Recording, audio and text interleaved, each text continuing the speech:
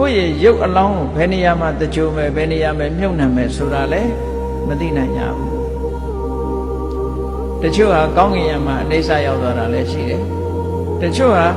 ပင်လယ်ထဲခရီးသွားရင်အိဋ္ဌရောက်သွားတာလည်းရှိတယ်မျိုးစုံပဲလေ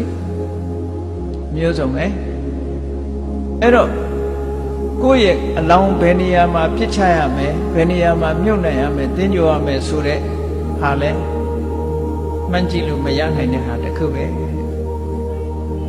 နောက်မသိနိုင်တာတစ်ခုကဘာလို့ဆိုရင်ဂတိလူတိုင်းဟာလမ်းကြောင်းကြီးစခန်းကြီး၅ခုရှိတယ်ဂတိ၅ပါးလို့ခေါ်တာပေါ့ destination နဲ့ခရီးဆုံး၅ဌာနရှိတယ်အဲ့ဒီ၅ဌာနကဘာလို့ဆိုရင်ဒေဝဂတိတဲ့ကုသိုလ်ကံတွေအကျိုးပေးလို့ရောက်သွားနိုင်တဲ့နေရာတစ်ခုကနတ်ပြည်ထို့နောက်ဒုတိယရောက်သွားနိုင်တဲ့နေရာကလူပြည်အကုသိုလ်တွေအကျိုးပေးလို့ကံမကောင်းအကြောင်းလာရောက်သွားနိုင်တဲ့နေရာတစ်ခုကပြိတ္တာတရိစ္ဆာန်ငရဲအလုံးဂတိ၅မျိုးအဲ့တော့ပုရုဇဉ်တယောက်အနေနဲ့ဘဝတစ်ခုအဆုံးသတ်ပြီဆိုရင်ဘယ်ဘဝမှာပြန်လီမွေးဖွားမလဲဆိုတော့ပြောလို့မရဘူးစိတ်ရဲ့အခြေအနေတွေသိဆုံးတဲ့အချိန်မှဖြစ်ပေါ်လာတဲ့အခြေအနေတွေပေါ်မှာမူတည်သွားတယ်သောတာပန်မဖြစ်သေးသမျှနိယတဂတိလို့ကိုသတ်မှတ်ထားတဲ့ဘဝတစ်ခုကိုသွားလို့မရသေးဘူးတဲ့နော်ဘုရားလောင်းကြီးတောင်မှတရိစ္ဆာန်ဖြစ်တဲ့အခါဖြစ်သွားတယ်ငရဲကျသွားတဲ့အခါကျသွားတယ်ဘာဖြစ်လို့တေကဏီအချိန်မှာဘာတွေနဲ့ကြုံပြီးဘာစိတ်နဲ့သိပဲဆိုတာကြိုတင်ပြောလို့ရမရဘူးကြိုတင်ပြောလို့မရနိုင်တဲ့အချက်အခုလို့ဘဝစည်းစာအချိန်ဘဝခရီးကိုရှောက်လန်းပြီဆိုလို့ရှိရင်ဒီအချက်တွေဟာလူတိုင်းကြိုတင်မပြောနိုင်တဲ့အချက်တွေကြီးပါပဲအဲ့ဒီတော့ဘဝစည်းစာရောက်နေတဲ့ပုဂ္ဂိုလ်တိုင်းဟာတကယ်ကြည့်လိုက်မယ်ဆိုလို့ရှိရင်အမတမသနာစရာကောင်းတဲ့အနေအထားမျိုးရောက်နေကြတယ်အဲ့ဒီချိန်မှာတေအမှုအချိန်ရောက်နေပြီဆိုလို့ရှိရင်ပတ်ဝန်းကျင်ကလည်းကိုယ့်ကိုဘာမှမတတ်နိုင်ဘူးကဲတင်နိုင်စွမ်းမရှိဘူးမြတ်စွာဘုရားကသုတ်တန်တစ်ခုမှဟောထားတယ်နတ္တန္တိဗုဒ္ဓဒါနာယ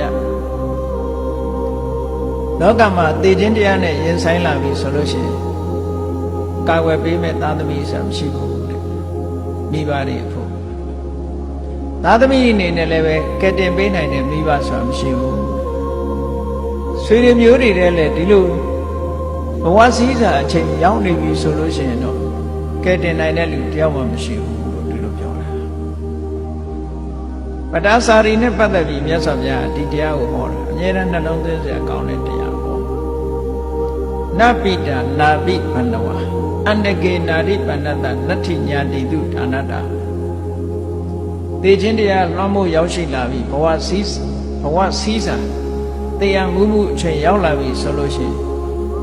သူမှမတတ်နိုင်ပါဘူးတဲ့အကာအကွယ်မပေးနိုင်ပါဘူးအဲ့ဒီလိုအခြေအနေမျိုးဟာအင်မတန်မှဒီလိုပုဂ္ဂိုလ်မျိုးဟာတကယ်ကိုဒုက္ခိတလို့ခေါ်ရမယ့်အချိန်ပဲဘဝစည်းစာခရီးရောက်နေပြီဆိုလို့ရှိရင်တော့အင်မတန်မှသနာရမယ့်ပုဂ္ဂိုလ်ဒီအချိန်မှကရုဏာမထားနိုင်ဘူးဆိုလို့ရှိရင်ကရုဏာမထားတဲ့ပုဂ္ဂိုလ်ဟာရက်ဆက်တဲ့ပုဂ္ဂိုလ်ပဲဖြစ်မှာပေါ့ဒါကြောင့်မို့ဒီကနေ့စကိုင်းရိုးသူမျိုးသားတွေစုပေါင်းပြီးတော့ဒုက္ခကာရီအသင်းဆိုတာတည်ထောင်တာကျမ်းမာမှုဆိုတဲ့အချိန်နော်ဘဝစည်းစာရောက်လာတဲ့ကျမ်းမာမှုလူတွေကကျမ်းမာရေးနဲ့ကိစ္စနဲ့ပတ်သက်လာလို့ရှိရင်အသက်အန္တရာယ်ဟာအမှန်တမ်းနီးတယ်ပေါ့အသက်အန္တရာယ်နီးတယ်ဘာကြောင့်နီးတုံဆိုလို့ရှိရင်အချိန်မီဆေးရုံရောက်ရင်ရောက်မရောက်ရင်သိနိုင်တဲ့ယောဂအသက်အန္တရာယ်နဲ့နေတာအချိန်မီလေးရောက်သွားလို့ရှိရင်လည်းအသက်ကိုကယ်တင်နိုင်လိုက်တဲ့အခါရှိတယ်ပေါ့အဲ့ဒီအခက်ခဲတွေကိုပြည့်လဲအောင်ဒီအခက်ခဲတွေတို့ဘယ်နည်းနဲ့ဖြေရှင်းရမလဲခက်ခဲတွေပြည့်လဲအောင်ဖြေရှင်းခြင်းနဲ့ဆိုတာကရုဏာပဲ အဲ့ဒီလိုအခက်အခဲကြုံနေတဲ့ပုဂ္ဂိုလ်တွေအသက်ကိုလူနေရတဲ့အချိန်လေးမှာလိုအပ်တဲ့အကူအညီတစ်ခုကိုပေးလိုက်လို့ထိုပုဂ္ဂိုလ်အသက်ကိုကယ်တင်နိုင်လိုက်တယ်ဆိုရင်လည်းအလွန်ဝမ်းသာစရာကောင်းတဲ့ကုသိုလ်ကြီးတစ်ခုပဲအေးကောင်းပြီဘဝရောက်လာရင်တော့လူတိုင်းဟာအဆုံးသတ်ကတော့သိခြင်းတရားပဲအဲ့ဒီသိခြင်းတရားနဲ့အဆုံးသတ်ပြီဘဝဏီကုံချုပ်သွားပြန်ပြီဆိုလို့ရှိရင်လည်းပဲထိုပုဂ္ဂိုလ်အတွက်ကတော့သိဆုံးသွားတဲ့ပုဂ္ဂိုလ်အတွက်ကတော့ဘာမှသိနိုင်တဲ့အနေအထားမရှိတော့ဘူးဘဝအသစ်တစ်ခုကိုအစပြု